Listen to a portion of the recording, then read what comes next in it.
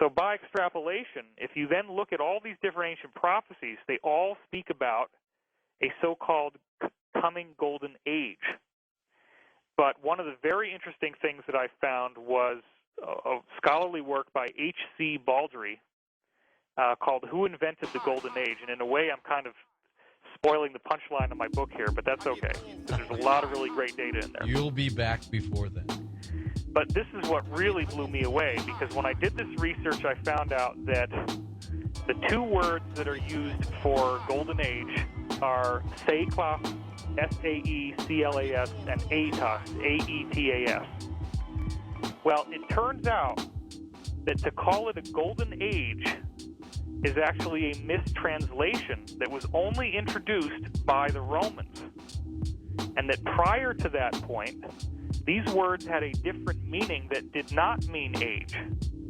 The original meaning, and get a load of this, I mean, I couldn't believe it when I heard this. The original meaning is golden race, not golden age.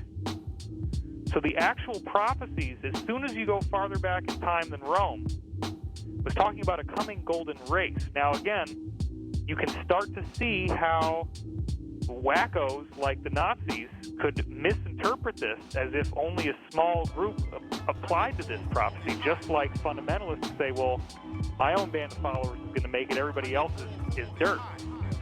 I think this is the same thing. I think it's actually referring to a awakening of humanity as a collective, rather than just a small group of people. But what I'm interested in is saying to myself, okay, and you can ask me if you want about the Great Seal of the United States, because this is very relevant, but let me track back to that in a minute. Because, you know, you got the pyramid there, and you got Novus Ordo Seclorum. That's where you and Jordan Maxwell, I think, agree on that, too. Well, yeah. Now, what did I just say? I said that the Romans misinterpreted the word Saeclas to mean age or year when it actually means race. Mm-hmm. Novus Ordo Seclorum, Saeclas, it's the same word root, right? So normally, if you actually go into American historical records, Novus Ordo Seclorum is said to mean a new order of ages is born. The new order of ages, the order of ages part is the word Seclorum, right? If Saeclas really means race, it actually says a new race is born. Now that blew me away.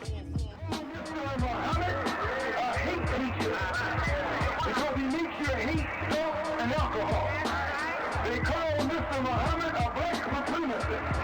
Because he teaches you and me not only that we're as good as the white man, but better than the white man.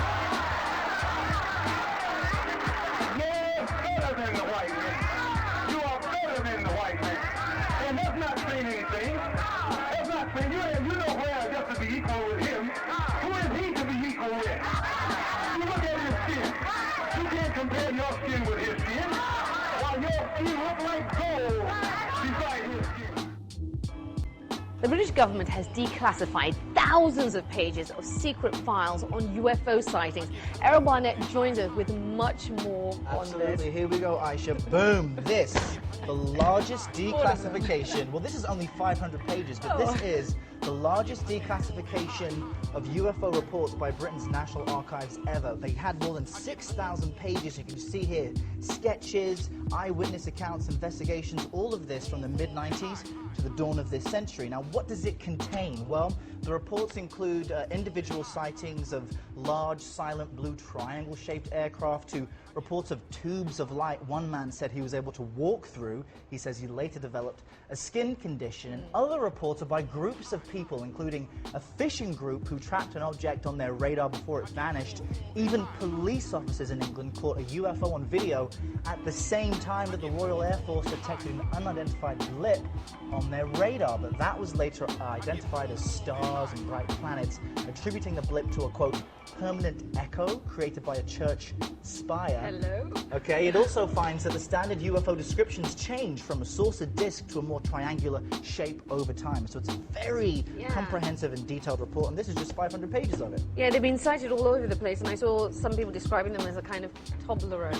Yeah. The chocolate bar. Chocolate, Swiss chocolate. Yeah, which kind of made me laugh. But anyway, does this report, from everything you've read, do you feel it kind of, puts people's mind at ease, put them at rest, or does it just fan, the flames of speculation, so to speak? Well, both, actually. This is the most popular story on CNN.com right now. When we look through the more than 500 comments, people are split down the middle from those who do and don't believe that we've been visited by extraterrestrial life. Now, in the past, many of these sightings, though, they've turned out to be secret government tests of aircraft. Remember the stealth bomber, for example. At the same time, fictitious programs and movies like Star Trek and Star Wars, they've really captured the imagination of millions of people who want to believe. So you can read, if you're interested, this massive report for yourself. We have 500 pages for you if you like. It's a lot, and they actually have it in downloadable bits of a few hundred pages or so. And I'm going to, as soon as I leave you, tweet the link to viewers, so perhaps maybe one of our viewers will find, the smoking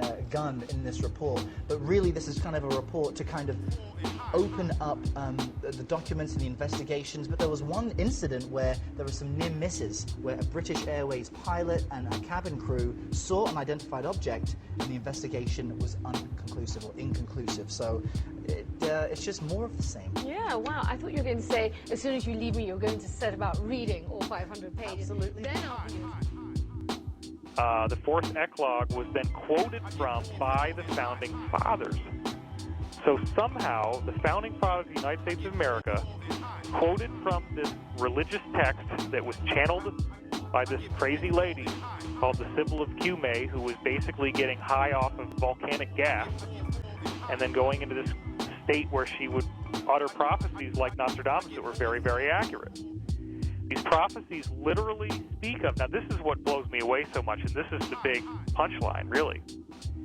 You look at the Great Seal of the United States, you find out that Charles Thompson was quoting from this prophet, and it turns out that the prophecy says that these extraterrestrial kingdoms of gods will return to the earth, which are called the Virgin and the Saturnian kingdoms, and that the so-called, and it actually says this, the Golden One shall arise again in the whole earth. Now, to me, if you step back, I was gobsmacked when I found out that my country, the United States of America, secretly encoded on the back of the dollar bill a pyramid with an eye in the triangle on the top. And that on the top it says Annuit Septis, again meaning the great year begins, whatever that means, the beginning of something new. Novus Ordo Seclorum on the bottom, which is a direct quote that says that this thing is going to happen to the earth where these gods return and where people become golden in some way, where they actually transform. And it describes a monumental shift